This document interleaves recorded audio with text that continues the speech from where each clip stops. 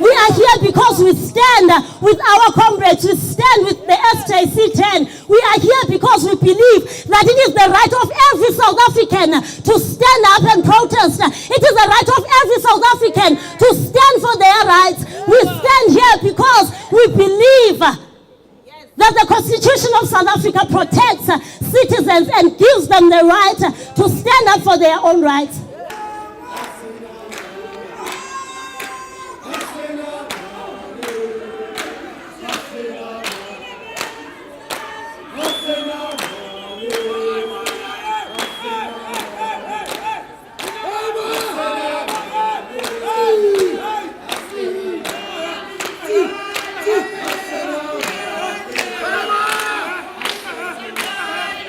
In 2013, a number of SJC activists, branch members and leaders at the time decided to go and protest at the Civic Center.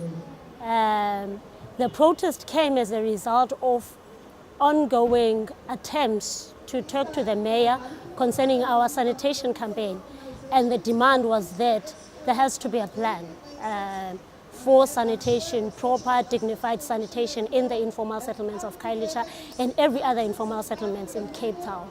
Comrades decided that it was time to do something more than just writing a notice to protest and be given a route to follow and.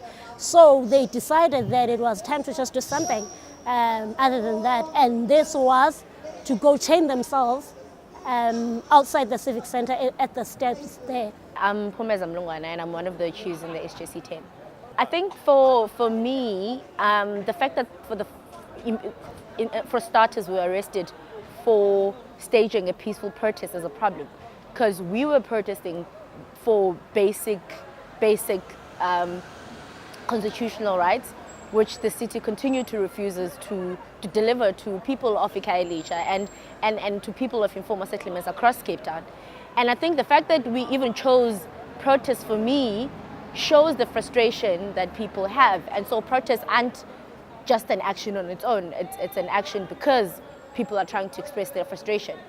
And having been arrested throughout the process, it just shows how, on the one hand, you have constitutional rights, but on the other hand, those rights are really limited by the fear of maybe being criminalized or maybe facing jail time for actually participating in a protest. And I think the whole case being here now and appealing the constitutionality is to say, we as Khayelitsha and Social Justice Coalition residents who have been arrested before for participating in a process that we didn't necessarily apply for a permit shouldn't happen to anyone else. It shouldn't happen to anyone else in KZN, it shouldn't happen to anyone else in the Eastern Cape, it shouldn't happen to anyone else in other parts of Cape Town, especially if a protest is peaceful, because even participating in a protest, it is a constitutional right. And so I think being here is about hopefully getting a victory for ourselves to scrap the criminal record in our name, but also to change the legislation that actually speaks to protests across the country. As Equal Education,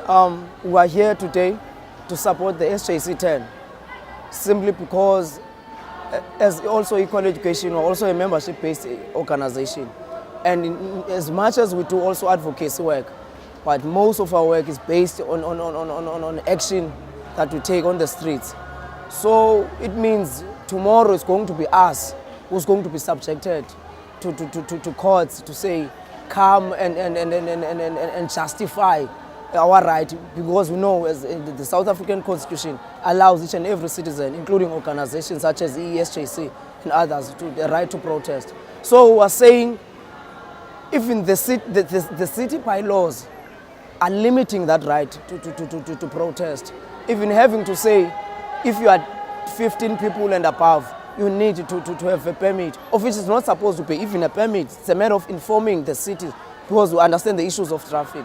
So simply we're here today as Equal Education in supporting SJC because we're not immune to what they are facing as the organization.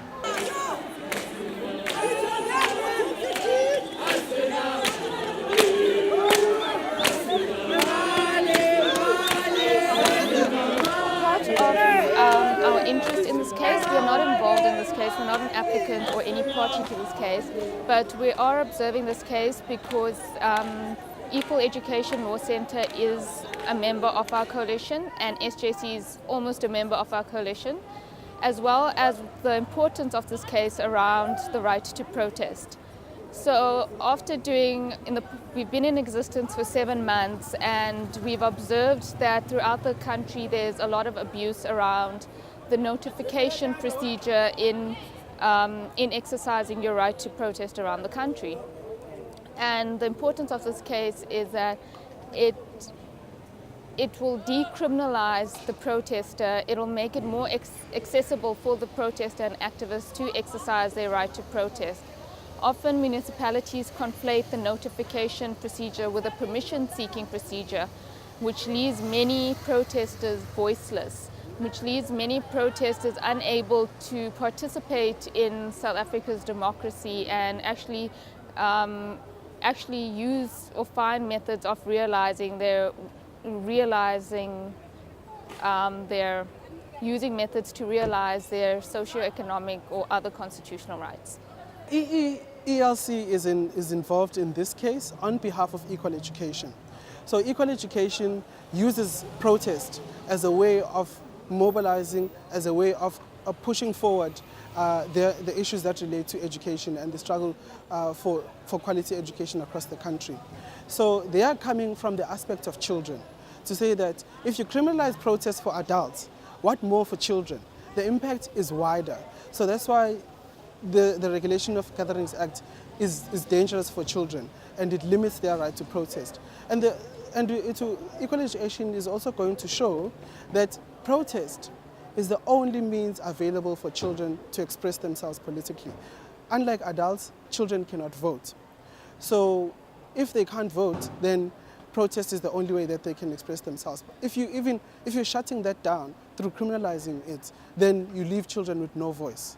So that's essentially what Equal Education is saying, and they'll also be bringing international law to show that even in other countries and even internationally across the world, this does not reconcile with the children's best interests. What we're hoping for is a judgment that says this section is unconstitutional and it needs to be declared as such and it needs to be removed or something needs to be done about that. So that's our hope as the SJC and other organizations that are working with us.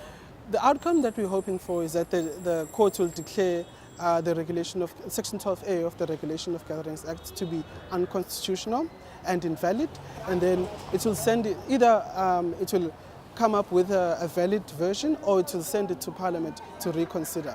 So for now, we are confident in that the court will make this finding.